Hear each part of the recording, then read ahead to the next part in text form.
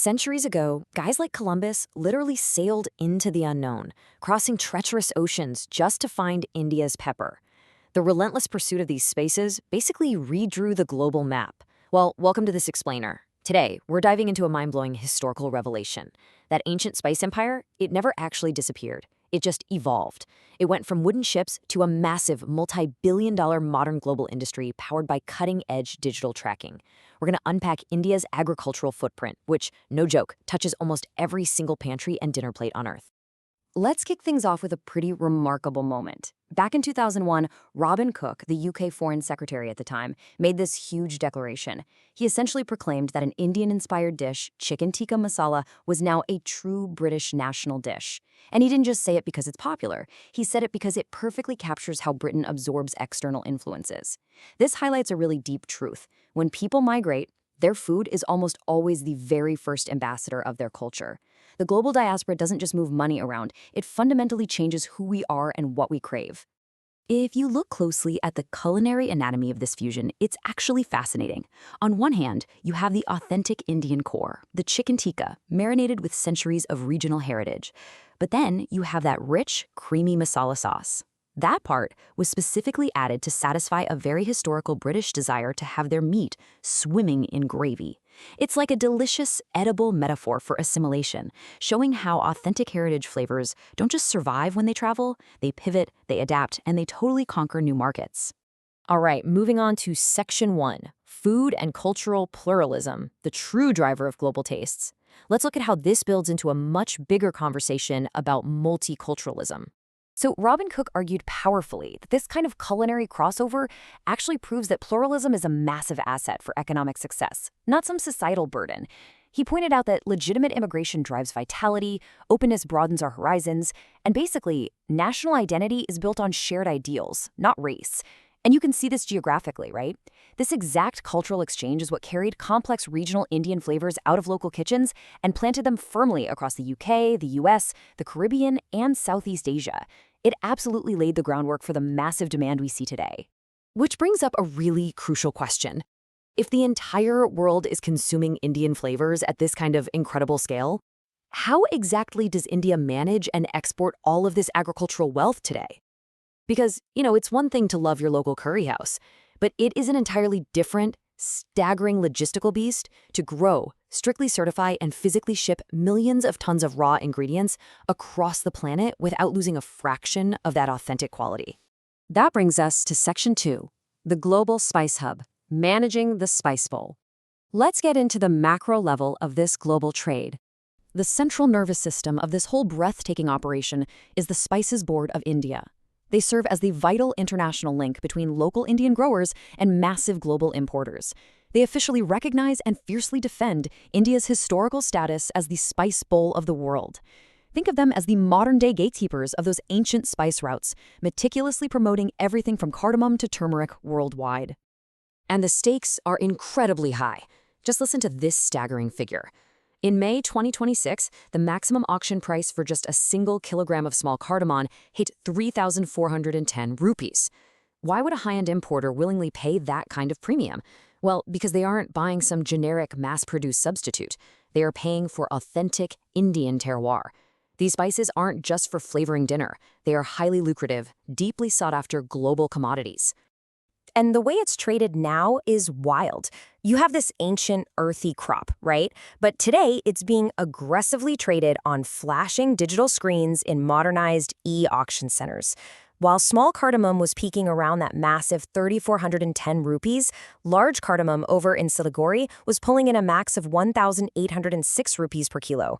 These digital trading floors handled tens of thousands of kilos in literally seconds, fueling a super complex global supply chain with total transparency. Okay, Section 3, driving worldwide agri-exports, the role of a PETA. Because, believe it or not, spices are just the beginning. Check this out. In just the 2023 to 2024 period, foreign direct investment in India's food processing sector hit an absolutely staggering $608 million US. That's over 5,000 crores. What does that actually mean? It means the world's biggest corporations and investors are placing massive, long-term bets on India's ability to feed the globe. They see unparalleled financial potential in taking India's raw bounty, fruits, veggies, meats, and processing it for the world stage. And India is absolutely dominating here. They aren't just participating, they are leading with authority. As you can see, they hold the #1 rank globally for milk production, #1, and they sit at #2 in the entire world for both cashew nut exports and overall fruit and vegetable production. It's a staggeringly diverse agricultural portfolio that goes way, way beyond those traditional spice routes we talked about earlier. It is so fascinating to trace this historical timeline. Back in the 16th century, Portuguese colonizers actually introduced the cashew to India just to combat soil erosion. And now, India globally dominates it. Fast forward past that chicken tikka masala cultural milestone in 2001, past the massive $608 million investments in 2023, straight to 2026. In 2026, we're seeing the first commercial sea shipment of fresh pomegranates going straight from Maharashtra to the USA. Talk about a breathtaking arc of historical revelation. But to safely maintain a colossal empire like this, you need serious tech. India uses incredibly advanced digital traceability systems managed by PETA. You've got Hortinet for fresh produce, TraceNet for the booming organic sector, Peanut.net, and Meat.net. Let's put this into perspective. If you're snacking on a groundnut in Berlin, Peanut.net ensures that very nut can be tracked straight back to the exact patch of soil in Gujarat where it was harvested. It's truly mind-blowing. Which brings us to Section 4, Quality, Heritage, and Organics, protecting the legacy. With all this rapid modernization, how does India protect its local traditions? Well, they protect it fiercely using geographical indication, or GI tags. It's exactly like how true champagne legally has to come from a specific region in France. These tags guarantee that heritage spices like Malabar pepper, LP green cardamom, or the fiery Guntur Sanam chili are legally bound to their true Indian regions. It's a brilliant move. Protecting the brand of a regional chili is an exercise in national pride and agricultural soft power. You literally cannot cheaply imitate it. And this GI protection directly empowers local farmers to export highly specialized crops to eager premium markets. A perfect example is APEDA, facilitating the export of Assam's highly aromatic Johar rice. Picture that incredible contrast. This ancient, culturally significant regional rice variety is being carefully loaded onto modern air cargo planes to be sold in high-end markets in the UK, Italy, and Vietnam. It masterfully bridges deep agricultural tradition with high-speed modern commerce.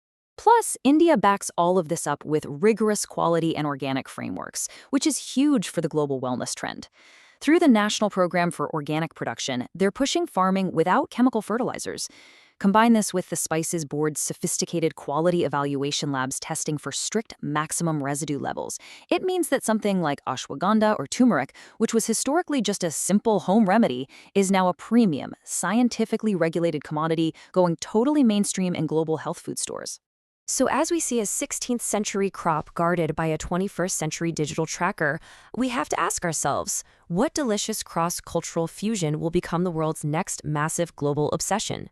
The infrastructure is formidable, the heritage is fiercely protected, and our global appetite is only expanding. The spice rack sitting in your kitchen right now, it's not just a collection of jars. It is a multi-billion-dollar nexus of deep history, vibrant diaspora, and cutting-edge tech.